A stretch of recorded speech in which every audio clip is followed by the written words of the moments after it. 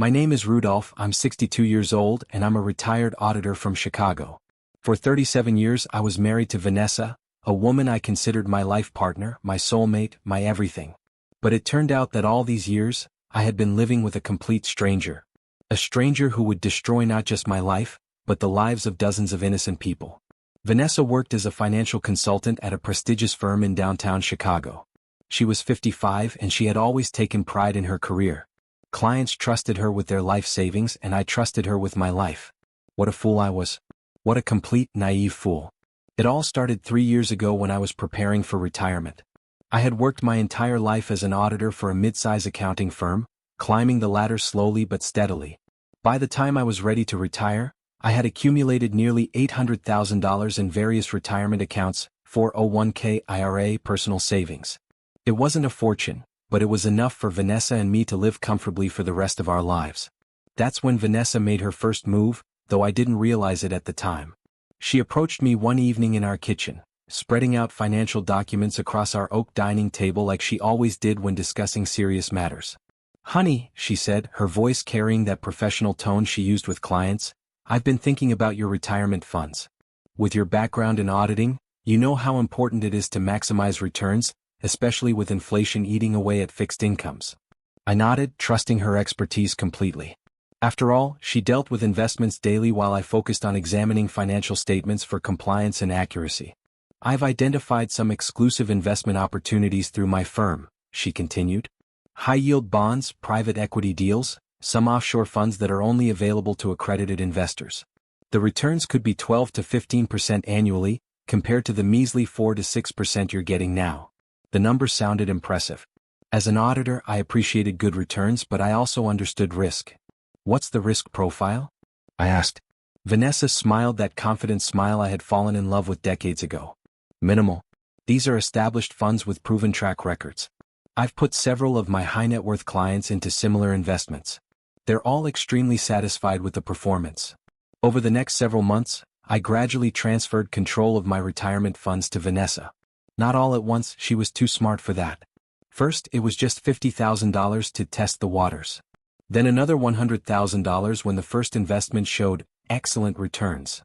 Then more and more until eventually she managed nearly all of my life savings. Vanessa regularly showed me detailed statements and reports.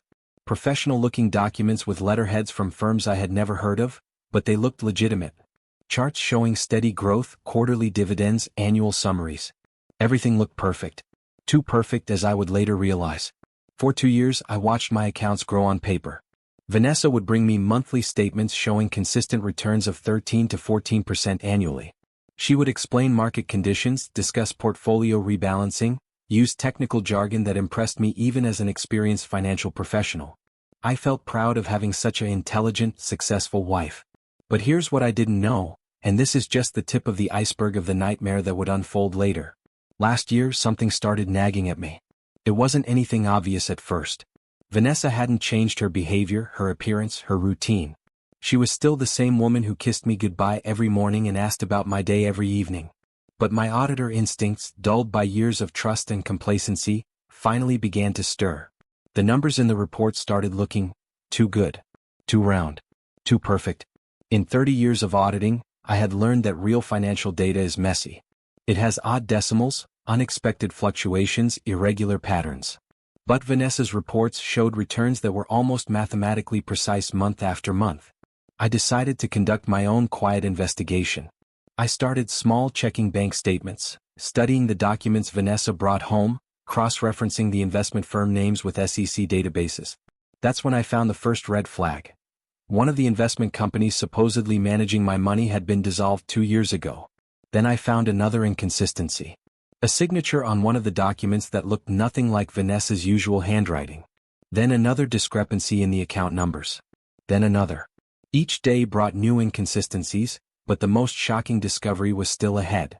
After 2 months of detailed analysis, I realized the truth. My money was disappearing. Not being invested, not being multiplied, simply vanishing. Vanessa had created elaborate fictional reports while the real funds were being transferred somewhere else. But where exactly I still didn't know. That's when I made the decision that would change everything. I installed a hidden voice recorder in her car. The device was tiny, about the size of a quarter, and I placed it under her seat during one of her late evening meetings. What I heard over the next few weeks destroyed my life forever. Vanessa was having regular phone conversations with a man named William. He was 68 years old, one of her clients. A wealthy client. And not just a client. From their conversations, I pieced together the horrible truth. They had been in a relationship for over 3 years. All these years, while I trusted her with my life savings, she had been systematically transferring my money to William's accounts. But that wasn't even the worst part. In one conversation that I will never forget, William said, "When the old man finally retires next year, we'll take everything that's left and move to Florida. He won't even understand what happened until it's too late. By then we'll be long gone." Vanessa replied, "Yes, I already have access to his company pension fund too. Just 6 more months and we can disappear with everything."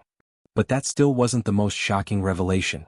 The worst discovery was waiting for me when I dug deeper into her business affairs. I spent the next 2 weeks in archives, checking all of Vanessa's transactions over the past 5 years. What I discovered was beyond my worst nightmares. She wasn't just stealing from me. At least 50 of her clients, mostly retirees like myself, had lost part or all of their life savings to her schemes. Vanessa had developed a sophisticated operation. She would identify elderly clients with substantial retirement funds, gain their trust over months or years, then gradually convince them to move their money into exclusive high-yield investments. Instead, she funneled the money through a complex network of offshore accounts, shell companies, and fake investment funds, all ultimately controlled by William and herself. The total amount of stolen money exceeded $4 million. $4 million stolen from hardworking people who had saved their entire lives for a comfortable retirement. Some of these people had lost everything. I found heartbreaking letters from clients asking Vanessa about delayed payments, missed dividends, declining account balances. She had responded with elaborate explanations about market volatility, temporary liquidity issues, administrative delays. All lies. Now I knew the complete truth. But simply divorcing her wouldn't be enough. These people had trusted her with their life savings, and she had betrayed that trust in the most evil way possible. She needed to pay for what she had done not just to me but to dozens of innocent victims. I decided to destroy her completely and methodically. For the next 3 months I became a man possessed. I gathered evidence with the precision and thoroughness that had made me a successful auditor for 3 decades. I installed hidden cameras in her home office, recorded every phone conversation, copied every document, photographed every bank statement and financial record I could find. I created a comprehensive file documenting every aspect of her criminal operation. Bank transfers, forged signatures, fake investment statements, recorded conversations with William, correspondence with victims, offshore account information, everything organized chronologically and cross-referenced. Simultaneously, I hired a private investigator to track William's activities and assets. What we discovered was that he wasn't as wealthy as he appeared. Most of his money actually belonged to Vanessa's defrauded clients. He was living a luxurious lifestyle in a lakefront condo, driving expensive cars, taking exotic vacations, all funded by stolen retirement money. The investigator also uncovered William's criminal history. He had been convicted of securities fraud in Florida 15 years ago and had served 2 years in federal prison. Vanessa either didn't know about his past or she didn't care. When I had assembled enough evidence to destroy them both, I moved to the second phase of my plan. But first, I needed to protect myself legally and financially. I quietly transferred the few assets that remained in my name to a separate account, changed my will, and consulted with both a criminal defense attorney and a divorce lawyer. I wanted to be prepared for every possible scenario. Then I began my systematic attack on Vanessa's life. First, I contacted the Illinois Securities Commission. I presented them with a meticulously organized file containing evidence of securities fraud, unauthorized investment transactions, falsified documents, and client fund misappropriation. The investigator, a serious woman named Patricia Chin, studied my evidence for 2 hours before agreeing to open a formal investigation. "Mr. Johnson," she said, "this is one of the most comprehensive fraud cases I've ever seen. The evidence you've gathered is extraordinary. We'll begin proceedings immediately." Within 1 week, they froze all of Vanessa's professional accounts and suspended her securities license pending investigation. Next, I went to the Cook County District Attorney's office. I presented the same evidence file to Assistant District Attorney Michael Rodriguez, who specialized in financial crimes. After reviewing the documentation, he immediately opened a criminal investigation for grand larceny, securities fraud, money laundering, and racketeering. This is a complex multi-victim fraud case, he told me. With this evidence, we can pursue federal charges as well. She's looking at serious prison time. Then I contacted the Internal Revenue Service. Vanessa hadn't reported the commissions from her fraudulent schemes on her tax returns. The IRS opened an investigation for tax evasion and unreported income. I also filed complaints with the insurance company that provided professional liability coverage for financial advisors. They would be responsible for compensating some of the victims, and they launched their own investigation to determine the extent of their exposure. But the most devastating blow was yet to come. I spent days tracking down contact information for all of Vanessa's clients over the past 5 years. I found addresses, phone numbers, email addresses for 127 people. Then I wrote personalized letters to each victim, explaining exactly how Vanessa had defrauded them and providing copies of the evidence. The letters were detailed but respectful. I explained who I was, how I had discovered the fraud, and what legal actions were already underway. I included copies of bank transfer records, forged documents, and account statements showing how their money had been stolen. I also provided contact information for the prosecutors handling the case and the attorneys who were preparing class action lawsuits.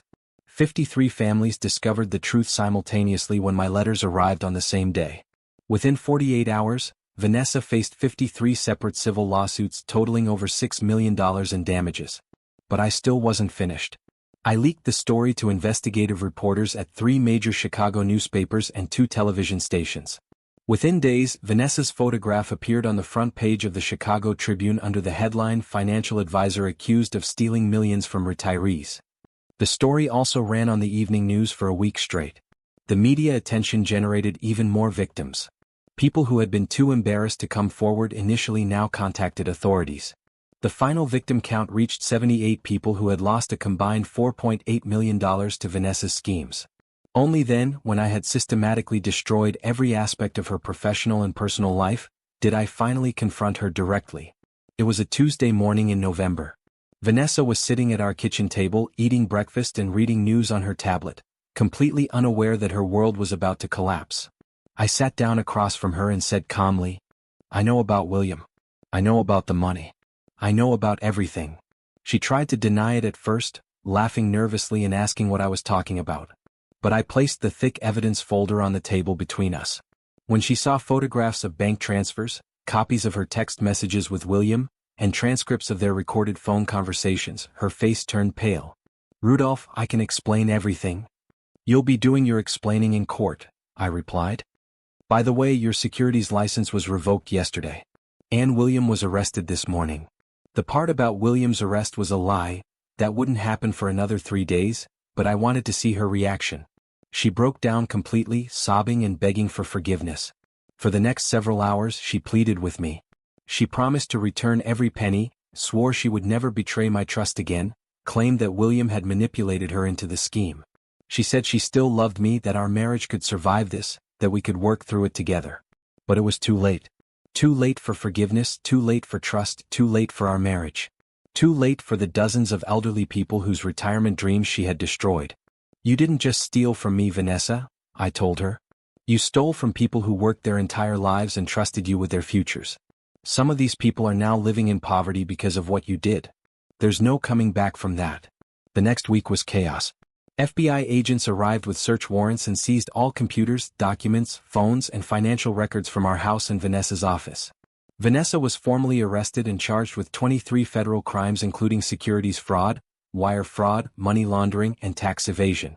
The case became national news. CNN, NBC, and Fox News all ran stories about the retirement thief, as the media dubbed her. Vanessa's mugshot appeared on television screens across the country. The court froze and eventually seized all of our joint assets, our house, cars, bank accounts, investments, even my stamp collection that I had been building for 40 years. Everything went into a victim's compensation fund. I lost the roof over my head, but I didn't regret it. Those people deserved to get back whatever they could. William didn't escape justice either. He was arrested 3 days after Vanessa and charged as a co-conspirator in the fraud scheme. It turned out he had a previous conviction for securities fraud in Florida and had served 2 years in federal prison. This was his second major financial crime, which meant he faced enhanced penalties. During the investigation, authorities discovered that William had been Vanessa's mentor in crime, not the other way around. He had taught her the sophisticated methods for hiding stolen funds and had provided the offshore banking connections that made the scheme possible. In exchange, he received about 40% of the stolen money, nearly $2 million. The trial lasted 4 months. Every day, I sat in the courtroom gallery watching my wife of 37 years being exposed as a criminal. Victim after victim testified about how her fraud had destroyed their lives. Elderly men and women, many using walkers or wheelchairs, told the jury about losing their homes, being unable to afford medications, having to move in with their children because Vanessa had stolen their retirement savings. The most heartbreaking testimony came from Martha Henderson, an 82-year-old widow. Through tears, she explained how Vanessa had convinced her to invest her late husband's life insurance money into a guaranteed high-yield fund. Martha had lost $180,000, everything she had. She was now living in a one-bedroom apartment and working part-time at a grocery store just to pay for her heart medication. I trusted her, Martha said, looking directly at Vanessa. She seemed so professional, so caring. She called me every month to check on my investments. I thought she was my friend. I never imagined that someone could be so cruel. Vanessa showed no emotion during most of the testimony. She sat next to her lawyer, occasionally taking notes, never making eye contact with her victims. Only when I testified did she show any reaction. I told the jury about our 37-year marriage, about how I had trusted her completely with my life savings, about discovering her betrayal and the systematic way she had stolen from innocent people. When I described finding the evidence of her crimes, Vanessa finally broke down and cried. But her tears came too late. The jury deliberated for less than 6 hours. Guilty on all 23 federal charges. The judge sentenced Vanessa to 12 years in federal prison and ordered her to pay $4.8 million in restitution, money she didn't have because it had all been seized and distributed to victims. William received 8 years for his role in the conspiracy, plus an additional 4 years for violating his parole from the previous conviction. At age 68 he would likely die in prison. The professional consequences were equally severe. Vanessa's financial advisor license was permanently revoked, and she was banned for life from working in any capacity in the securities industry. The Illinois Securities Commission used her case as an example in new training materials for detecting investment fraud. I filed for divorce while she was in custody awaiting sentencing.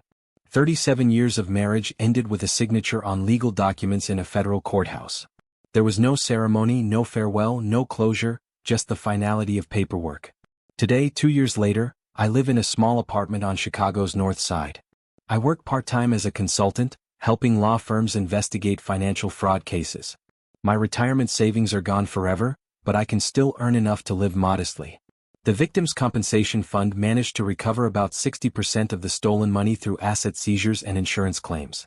It wasn't everything, but it was enough to prevent complete financial ruin for most of the victims. Martha Henderson received $110,000 of her stolen $180,000, which allowed her to stop working at the grocery store. Several people have asked me if I regret destroying the life of a woman I lived with for nearly 4 decades. My answer is always the same: I didn't destroy her life. She destroyed her own life, and the lives of dozens of innocent people, through her greed and cruelty. I simply made sure she faced consequences for her actions. Sometimes I wonder if there were warning signs I missed, moments when I could have discovered her crimes earlier and prevented more victims from being hurt. But then I remember that Vanessa was a professional manipulator who had fooled not just me, but dozens of sophisticated investors, regulatory agencies, and insurance companies. Her deception was masterful and complete. The hardest part isn't the financial loss or even the betrayal. It's the realization that the woman I thought I knew never existed. The caring, ethical, professional woman I married was just an elaborate performance.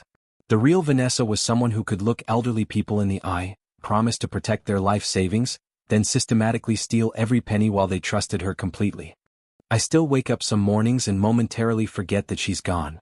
For just a moment, I expect to smell coffee brewing in the kitchen or hear her getting ready for work.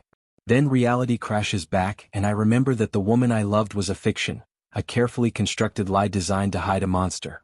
But I don't regret what I did. Every single day, I receive letters from victims thanking me for exposing the truth and helping them recover at least some of their stolen money. Martha Henderson sends me a Christmas card every year with a photo of her grandchildren, whom she can now afford to visit regularly thanks to the money she got back. Justice was served, even if it came at the cost of everything I thought I knew about love, trust, and marriage. Thank you for watching the video to the end. Maybe YouTube will no longer offer you my channel, so subscribe to it by clicking subscribe on the right under the video to receive new interesting stories. Also on the right of the video there is a playlist with other interesting stories that you can listen to, and you can also write in the comments what stories you would like to see on the channel.